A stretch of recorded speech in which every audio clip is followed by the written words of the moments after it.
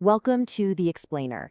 Today, we're diving into a genuinely remarkable piece of literature called Nature Stays Green. It's a short, powerful poem, but honestly, it's so much more than that.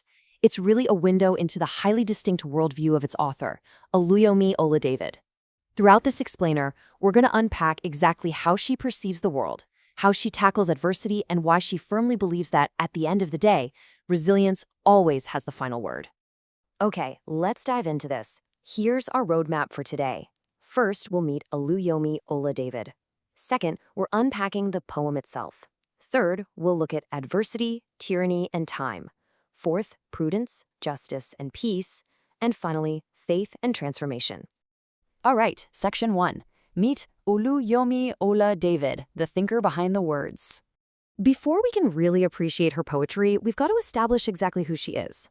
What you're seeing here is her official emblem for Oluyomi Oladevid Insights. She uses this exact platform to share technical insights, contemplations, and policy briefs.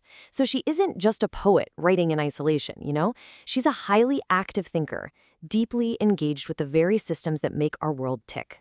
Her profile actually reveals some absolutely fascinating biographical details. She notes that she's proudly Nigerian and loves people. She's heavily focused on global development and transformation. In her day-to-day life, she's all about generating solutions and influencing policy and strategy. And crucially, and you'll see this woven all throughout her poetry, she's driven by a deep foundational faith in which she calls her Father God. Understanding this background, a Nigerian thinker dedicated to tangible global development and grounded in faith, well, it's totally essential when you're reading the profound aphorisms she writes. Moving right along to Section 2, Unpacking the Poem, a series of maxims. So, now that we know exactly who she is, let's look at the actual text of Nature Stays Green, which she published on May 27th, 2023. If you sit down and read the poem, you're going to immediately notice she doesn't use traditional narrative verse. There are absolutely no long, flowing stanzas telling a chronological story here. Instead, she crafts these short, sometimes disjointed lines. They act almost like concentrated proverbs or standalone truths. But when you stack them together, which is exactly what we're doing today, they build this incredibly cohesive, bulletproof philosophical framework. Next up, Section 3, Adversity, Tyranny, and Time, Confronting Reality. In these particular lines, she unflinchingly confronts the harsh realities and challenges of life. Poverty has no gene. I really want you to pause and just think about the weight of that statement. With literally just 4 words, she makes a profound sociological and biological claim. She's asserting that societal struggles are entirely circumstantial. They are not inherent, and they are definitely not inevitable. Nobody's born biologically destined for poverty. It's a condition, not a trait. And honestly, that is an incredibly hopeful starting point for a policy influencer. She follows that straight up with, tyranny has no friend. In a single brilliant stroke, she efficiently strips abuse of power of its absolute grandest illusion. And that's the illusion of loyalty.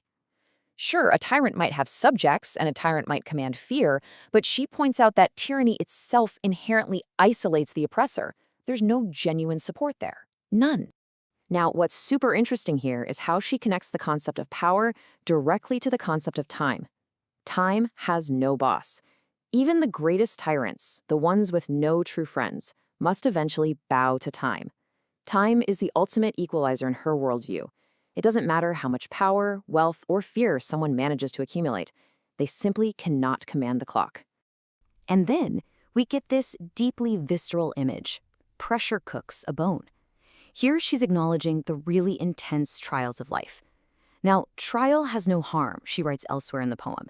But pressure has a very specific function.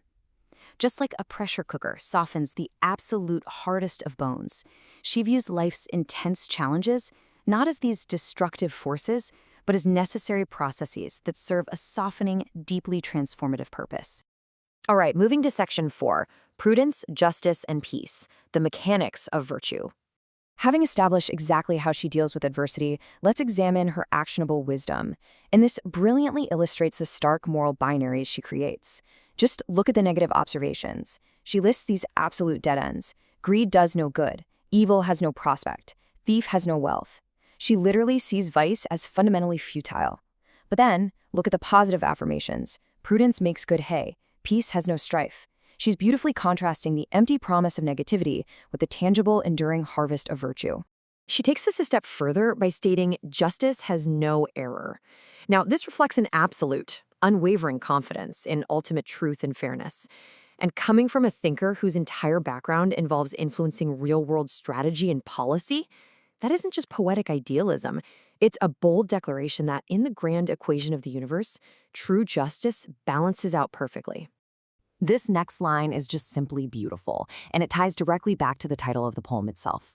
Gardner makes good green. Nature might stay green on its own, sure, but human agency, cultivation, and plain old hard work play a massive role. Earlier she writes, work curates no loss. So here, she's showing us that when we put in the real effort, when we step up and act as the gardener, we inevitably yield lasting, vibrant results. And finally, Section 5, Faith and Transformation, the ultimate climax.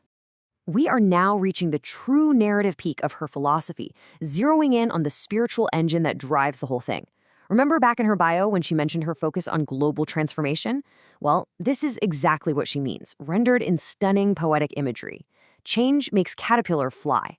What literally looks like the end of the world for the caterpillar is merely the prerequisite for flight.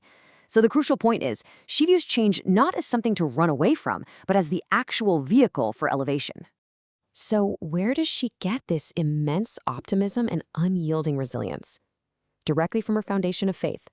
As she states super clearly in her profile, my Father God owns and rules the universe. This right here is the bedrock of her worldview. If the universe is ruled by a divine father, well then, of course justice has no error. Of course evil has no prospect. The system, in her eyes, is ultimately beautifully rigged in favor of good. She brings her logical progression to a masterful close with this single aphorism, faith makes good sense. For her, spiritual grounding isn't some departure from logic, it's inherently rational. It's literally the key that unlocks her entire policy framework, her deep love for people, and her unshakable peace. Let's pull it all together now. Nature stays green. This is her overarching message. Despite the tyranny, despite the fear, the envy, and the intense pressure that cooks the bone, her philosophy dictates that life, truth, and nature will always, always endure. Goodness is the baseline of the universe, and resilience just always wins. So, I want to end this explainer by turning Oluyomi Oladevid's contemplative poetry right back onto you. We all face pressure, right? We all have to answer to time. But, armed with the knowledge that prudence makes good hay and Gardner makes good green, how will you apply her actionable wisdom to your own trials? In the face of your very own adversity, how are you going to make your own good green? Think about that for a bit and keep cultivating. Thanks so much for joining me on this explainer, and I'll catch you next time.